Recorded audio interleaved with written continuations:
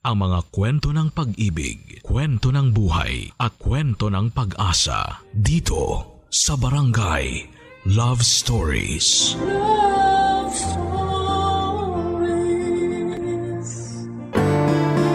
Importante sa buhay na marunong kang kumilatis ng tao na pakikisamahan mo. Dahil meron na sa una lamang magaling pero sa huli ay iiwanan ka rin. Ikaw, kabarangay, marunong ka bang kumilatis ng tao? Dear Papa Dudut, magandang tanghali sa inyo at sa mga kabarangay natin na avid listener ng Barangay Love Stories. Ako nga pala si Milet, hindi ko tunay na pangalan. 35 anyos na ako sa ngayon. At isang housewife na nakatira dito sa Bulacan. Panatiko na ako ng programa ninyo sa radyo, ang boses ni Papa Dudut, ang kasalo ko.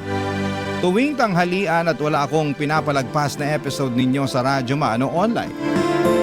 Sa katunayan ay nakikinig na rin po kami araw-araw at bigla akong naisip na magpadala ng sulat sa inyong istasyon. Magsisimula ang lahat noong kabataan ko, Papa Dudut. Lumaki ako na binubuhay ng isang single parent. Ang tatay ko na lamang ang kasama namin ang tatlo ko pang nakababatang kapatid. Maaga kasing nawala si nanay. Buhay pa naman siya, nanlalaki lang. Kaya nga simula noon ay tinuong ko na lamang sa pag-aaral ang atensyon ko. Mapangarapin din po akong klase ng tao, Papa Dudut. At wala akong ibang hangad kundi ang matulungan ang kaisa-isang magulang namin at makabawi sa kanya.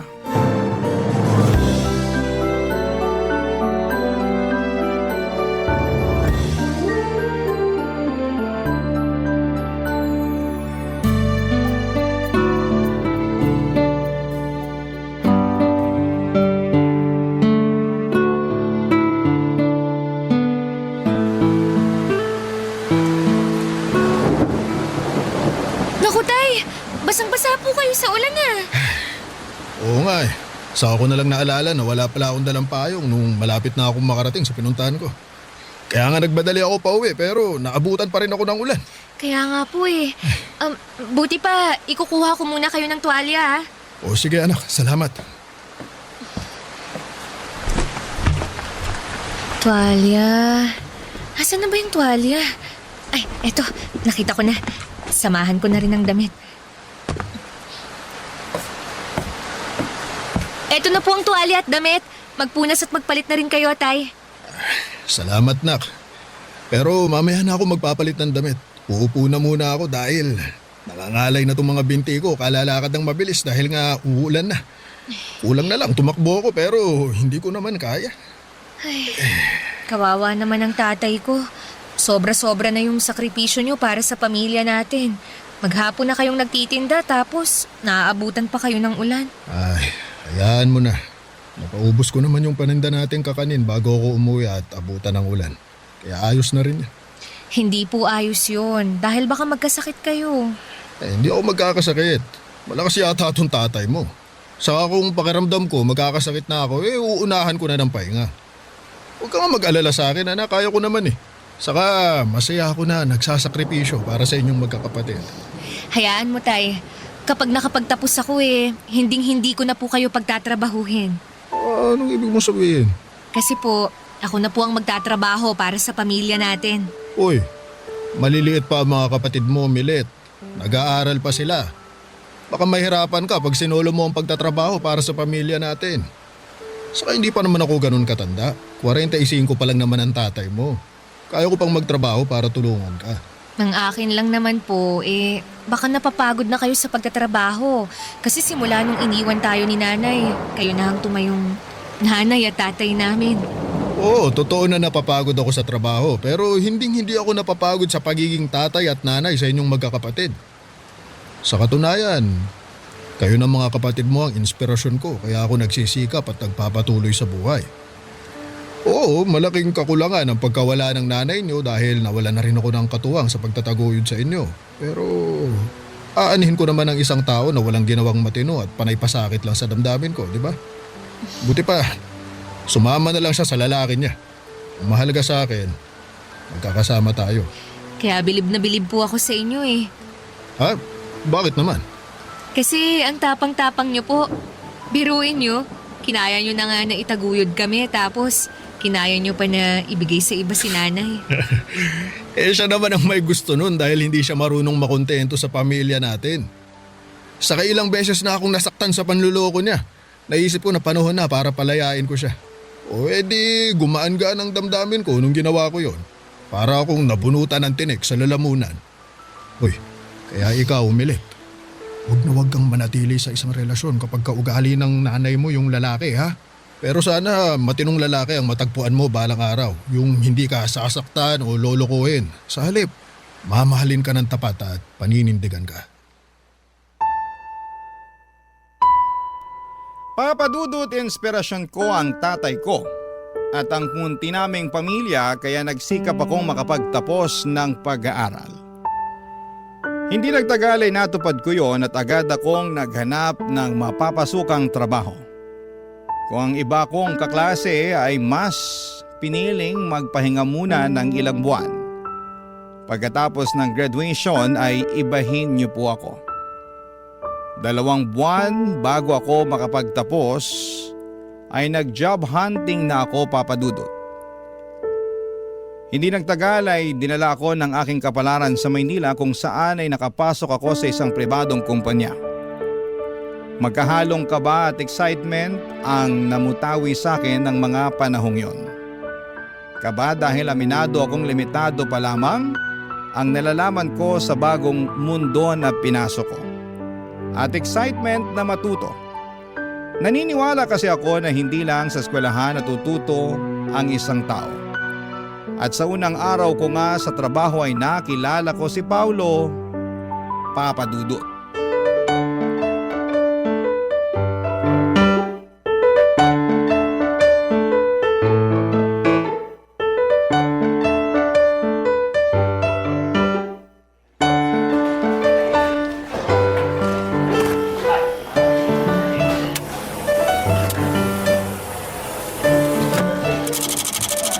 Teka, paano ba paganahin to? Medyo nabobobo ako rito ha. Ay naku!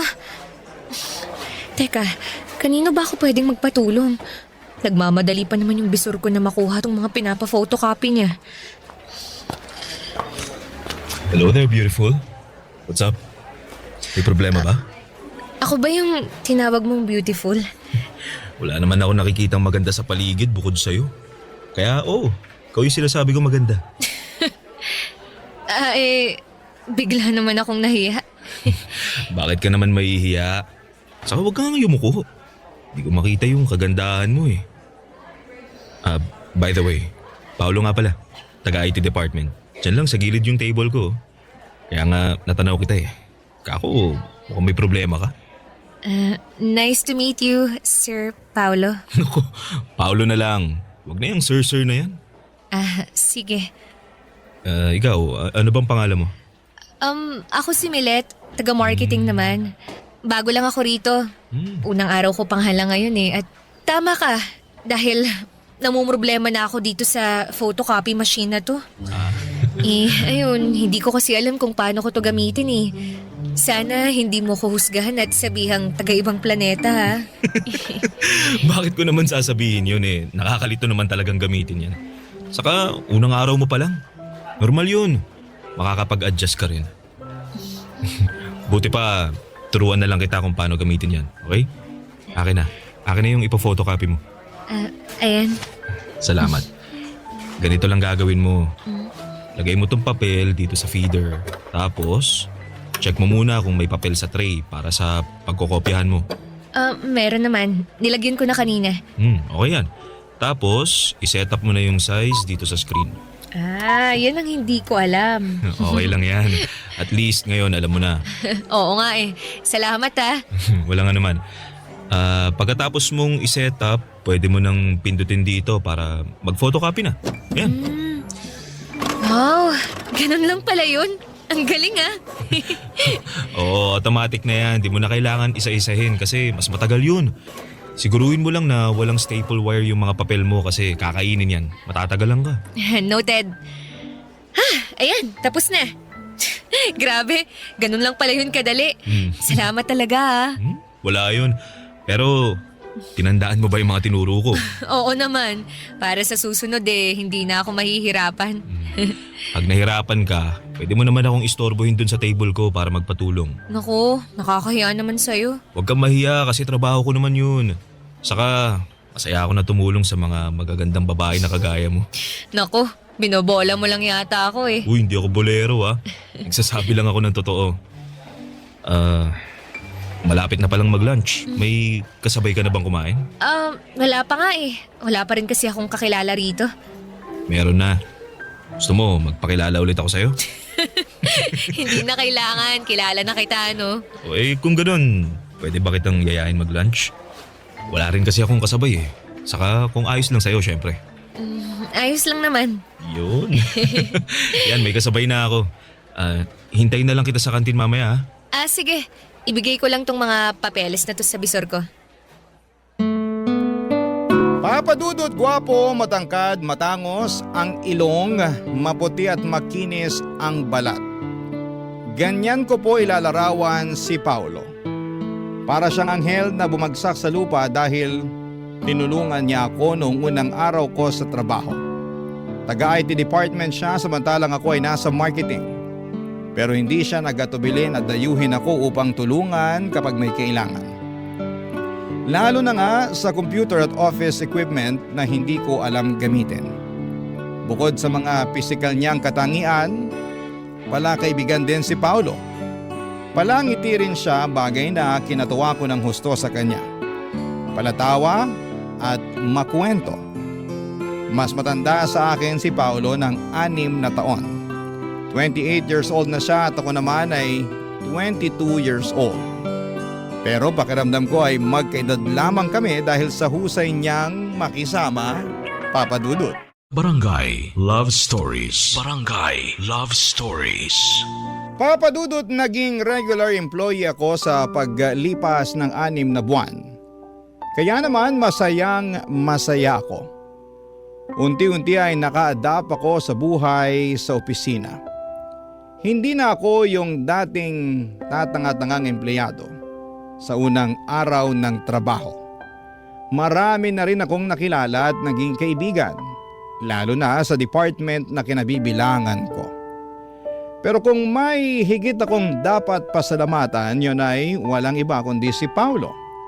Simula kasi noong unang araw ko hanggang sa maregular na ako ay nasa tabi ko lamang siya. Sumusuporta at nagpapagaan ng buhay ko sa opisina. Naging mabuting kaibigan at katrabaho ko rin siya, Papa Dudut. Hindi nagtagal ay lumalim ang pagkakaibigan namin hanggang sa nagtapat siya ng nararamdaman niya sa akin. Pumayag akong ligawan niya. Pero nakarating sa akin ang usap-usapan na may pagkababaero daw si Paulo. Noong una ay hindi ko yon pinansin hanggang sa unti-unti ko nang napatunayan na totoo ang mga sinasabi nila.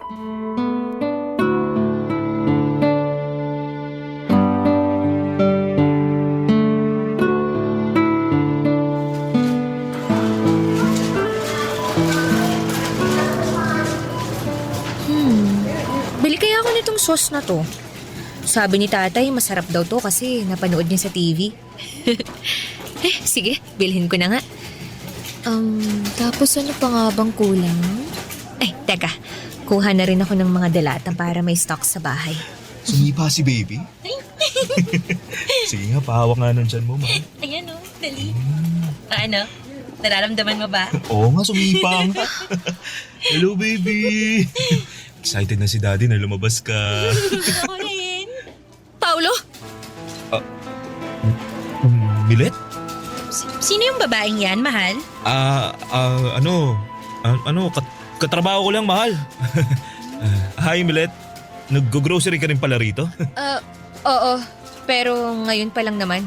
Narinig ko kasi na mura raw ang mga paninda rito kaya sinubukan ko. Oo, totoo naman. Lagi nga kami dito ni Krista eh. Hindi mo ba ako ipapakilala sa katrabaho mo, mahal? Oo, syempre, ipapakilala kita. Nga pala, Milet, si Krista. Fiancé ni Paolo. Nice to meet you, Milet. Nice to meet you rin. Buti pa, mauna na ako kasi marami pa akong bibilhin eh. Sigurado ka ba? Bakit naman hindi? Ha? Kanina ka pa, Paolo, Nakita mo lang yung katrabaho mo na wala ka na sa wisyo kausap? Sinasabi mo? Hindi Hindi raw, pero halatang halata kaya sa'yo. Excuse me lang pero maiwan ko na kayo. Hoy, Milet, ayusin mo lang, ha? Ha? Ano nga ayusin ko? Yung buhay mo. Kung ayaw mo ng gulo, layuan mo si Paolo. Teka nga! Teka, Krista. Wala namang ginagawang masama si Milet, kaya wag mo na siyang awayin, mahal. Buti pa, pumunta na tayo dun sa cashier. Magbayad na tayo ng mga pinambili natin. Ha? Bakit tayo magbabayad hindi pa nga tayo tapos mamili?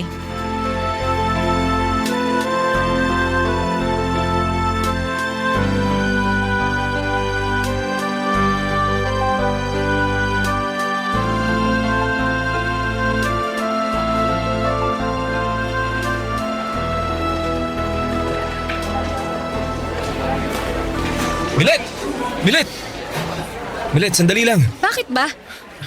Anong bakit ba? Kanina pa kita tinatawag pero dire-diretso ka lang sa paglalakad. Nagmamadali ako eh. Ano bang kailangan mo? Tungkol dun sa nangyari kagabi. Yung nakita ko lang naman kayo na masayang nag-grocery ng fiancé mong si Krista? May fiancé ka na pala pero gusto mo pa akong ligawan? Uy, huwag ka naman maingay. At bakit hindi? Takot ka bang marinig ng mga tao rito sa opisina natin kung gaano ka kababaero at sinungaling? Para sa kaalaman mo matagal ko nang naririnig na babaero ka, pero hindi ako naniwala ron. And guess what? Mukhang tadhana nang gumawa ng paraan para malaman ko ang totoo. Pasensya ka na kung nagsinungaling ako sa'yo. Wala nang magagawa yung pasensya mo kasi nangyari na. Grabe ka, Paolo. Buntis na yung fiancé mo pero nakuha mo pang lokohin. Ano bang pumasok dyan sa kukote mo? Bakit mo nagawa yun sa kanya? Baka hindi mo lang maintindihan pag kinuwento ko eh. Komplikado kasi yung relasyon namin ni Krista. Alam mo, hindi ko na rin naman gustong alamin dahil wala na akong pakialam. Kaya wag mo na ako ulit lalapitan. Kasi naiinis ako sa'yo. Ayoko pa naman sa tao yung sinungaling at manluloko. Diyan ka na nga!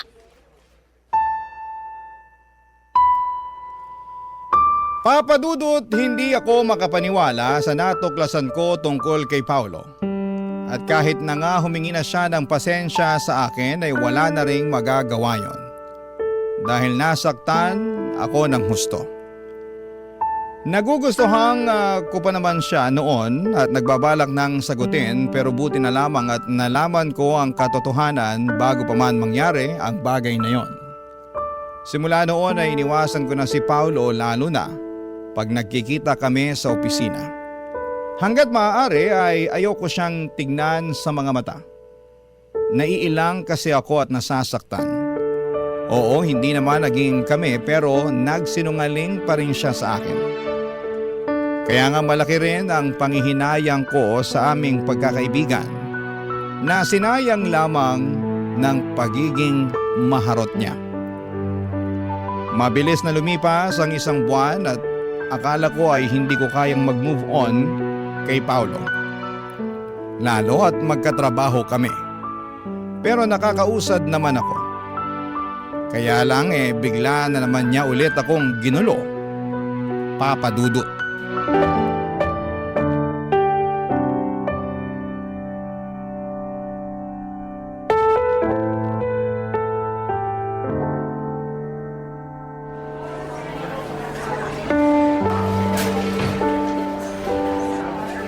Milet, pwede bang kausapin mo na ako?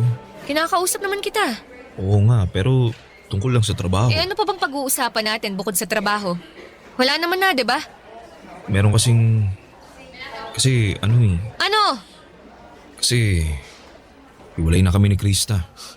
Ano? Matagal ko na talaga siyang gustong hiwalayan pero... Hindi ko magawa dahil nga magkaka-baby na kami. Hindi ko naman talaga siya mahal eh. Masyado kong nasasakal sa kanya. Napaka-control freak nun. Pero nakiusap siya sa akin na aayusin namin ang relasyon namin. Magbabago raw siya kaya nagstay ako alang-alang sa baby namin. Sinubukan ko naman na maging okay kami pero wala na talaga akong nararamdaman sa kanya. Hindi yan ang nakita at narinig ko dun sa grocery. Ang sabi mo, excited ka nang lumabas ang baby niyo ni Krista. Tapos bigla mo akong lilinyahan ng ganyan, ha? Tsaka bakit mo ba sinasabi sa akin ang bagay na yan? Wala naman akong pakialam dun. Sinabi ko kasi ikaw ang rason kung bakit ako nakipaghiwalay sa kanya. Ako? Oo. Kasi mahal kita. Nababaliw ka na. Nababaliw na nga ako siguro pero yun talagang nararamdaman ko eh. Naging duwag ako na makipaghiwalay kay Krista bago ko pa aminin sa'yo yung nararamdaman ko. Kaya naman nakapagsinungaling ako. Tsaka inaamin ko yun kaya nga humihingi ako ng tawad sa'yo. Wala rin namang magagawa yung paghingi mo ng tawad dahil nasaktan mo na ako. Tapos ngayon, ang lakas pa talaga ng loob mo na sabihin sa akin na mahal mo ko kung kailan nakaka-move on na ako sa'yo. Lalo mo lang akong sinasaktan sa ginagawa mo eh. Milet, pasensya ka na talaga. Hindi ko sinasadya pero hindi ko rin naman kayang pigilan yung nararamdaman ko. Mahal kita. At gusto ko sanang humingi ng isa pang pagkakataon sa'yo. At sa tingin mo, ibibigay ko pa yun sa'yo? Oo. Kasi naniniwala ako na may nararamdaman ka pa rin para sa akin. Meron nga. Pero puro na lang galit at inis. Patawad talaga, Milet.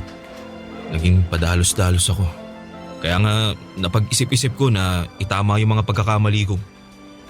Hiniwalayan mo si Krista para ayusin yung sa atin? Iyon ba yung sinasabi mong tinama mo ang pagkakamali mo? Oo. Paano yung magiging anak nyo? Ha? Ano? Pag mong sabihin na nakalimutan mo na yung magiging anak nyo. Hindi. Pero nag-usap na kami ni Krista na pananagutan ko pa rin yung bata. Susustentuhan ko pa rin dahil ako pa rin naman yung tatay niya eh. Hindi ko naman tatakasan yung anak namin. Gusto ko lang talagang maging malaya kay Krista at sa relasyon namin.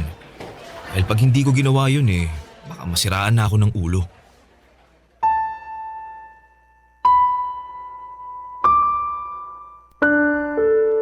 Papa Dudut, tawagin niyo na akong tanga, bobo, lukaret at uto-uto.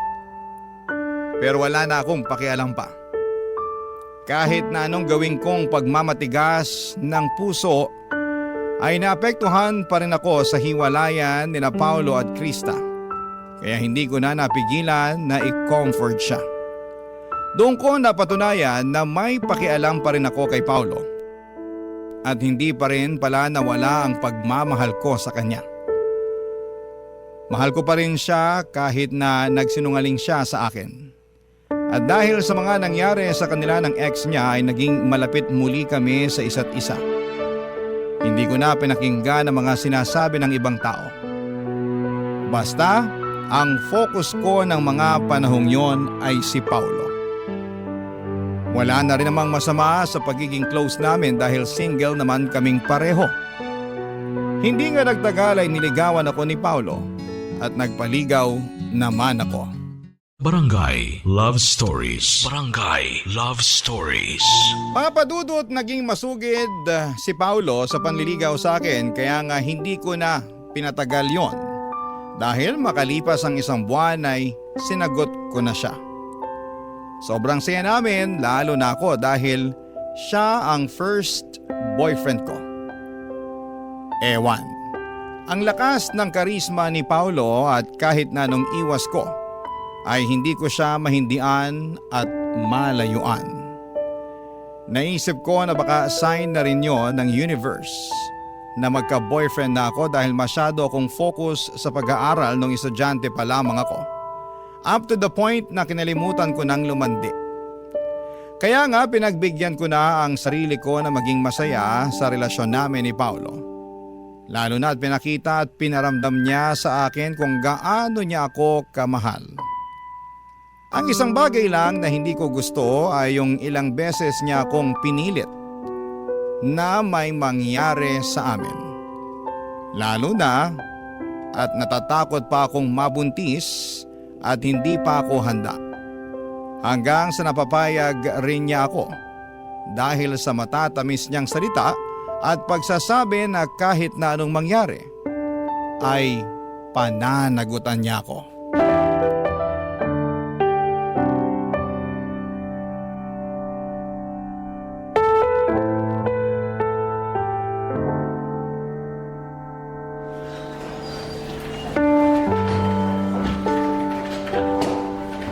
Paolo, may sasabihin ako sa'yo. Ano ba yun?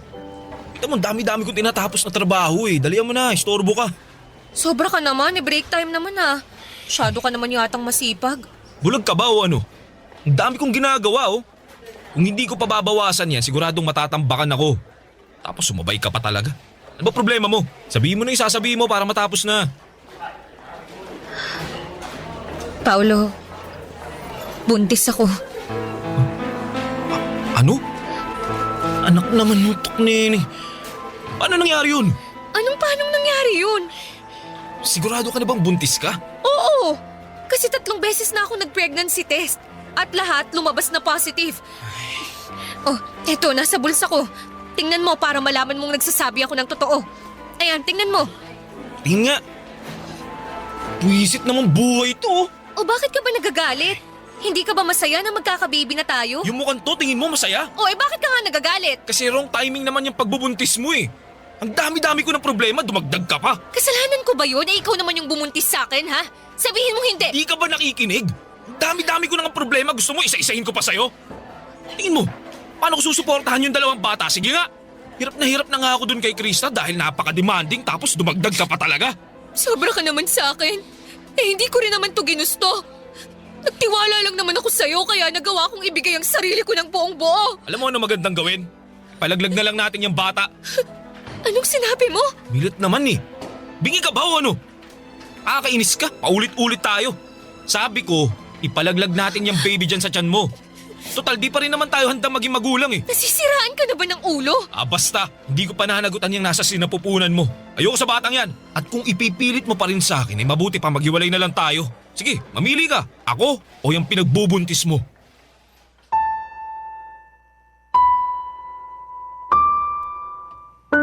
Papadudot nangyari na nga po ang kinakatakutan kong mangyari nang hindi tanggapin ni Paolo ang magiging anak namin. Para po akong binuhusan ng malamig na tubig na may sangkatutak na yelo kaya nagising ako bigla sa katotohanan.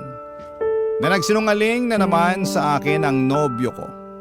At ngayon ay pakiramdam ko ay malaki ang natalo sa akin dahil nga sa nabuntis niya ako.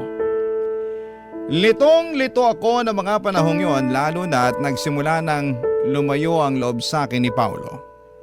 Tinakot niya pa ako na makikipaghiwalay sa akin kapag hindi ko pinalaglag ang baby namin. Pero mas takot ako sa karma kaya hindi ko ginawa ang bagay na yon. Hindi nagtagal ay sinabi ko sa tatay ko ang katotohanan at pareho kaming umiyak dahil sa mga nangyari sa akin. Pinayuhan niya akong ipabarangay si Paolo para ireklamo. Pero bago yon ay may nangyari sa opisina na hindi ko makakalimutan.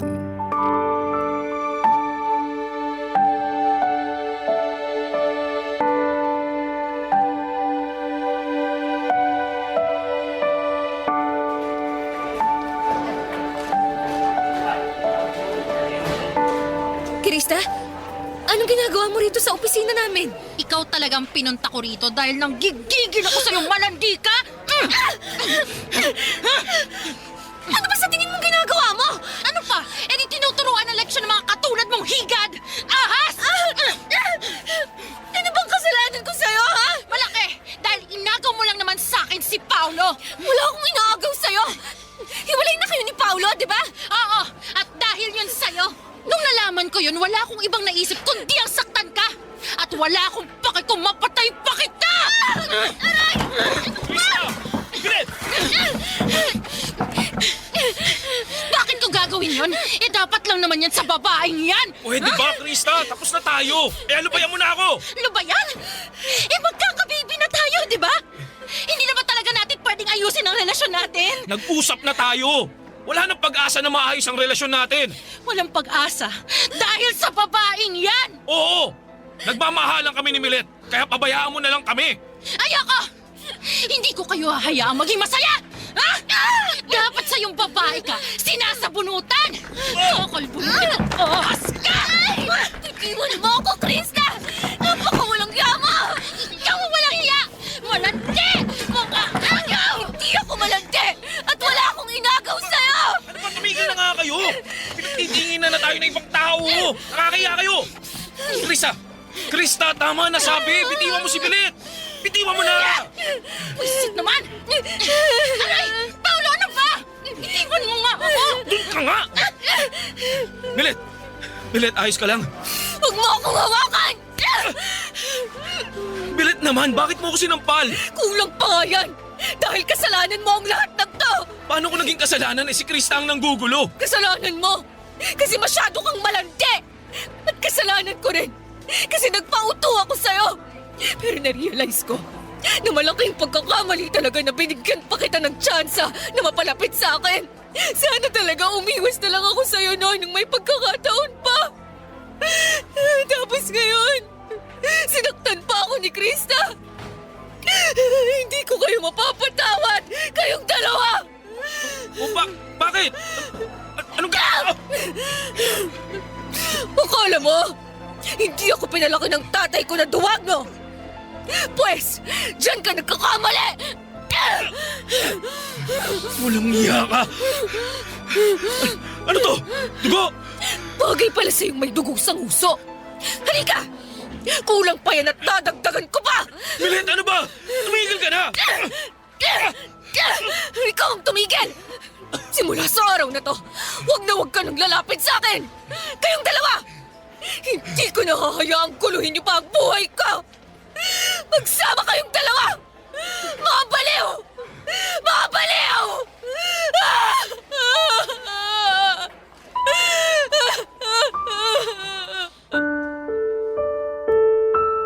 Papa Dudut, hindi ko na nagawang paguntugin ang ulo ni na Paolo at Krista dahil may mga dumating ng security guard para umawat sa amin.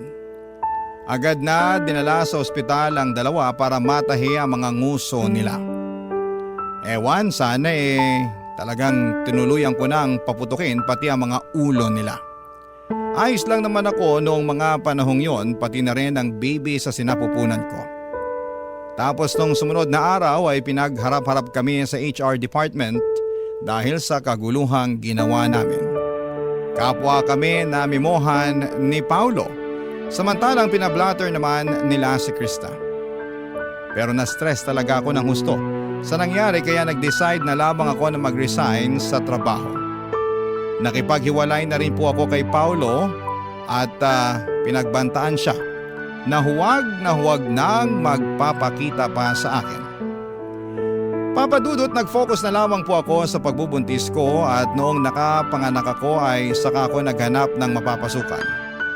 Buti na lang at nandyan ang tatay ko na napaka-supportive sa akin. 10 taon din akong naging single parent bago ko po nakilala ang asawa ko, Papa Dudut. Akala ko ay hindi ko na matatagpuan ng tunay na pag-ibig. Pero ibinigay pa rin yon sa akin ng Panginoon. Kaya nga malaki ang pasasalamat ko sa Kanya at nagsilbi na lamang aral sa akin ang mga pinagdaanan ko. Sa kasalukuyan ay happily married na po ako sa mabait at responsable kong asawa. Tanggap niya ang anak namin kaya naman masayang masaya ako. Hanggang dito na lamang po ang sulat ko, Papa Dudut. Maraming salamat po sa pagbasa ng aking liham. God bless and more power sa Barangay Love Stories. Ang inyong forever kapuso at kabarangay, Milet. Uy, kabarangay! Agree ka ba sa ending ng ating Barangay Love Stories na ito? I-share mo na ang feelings mo sa ating comment section.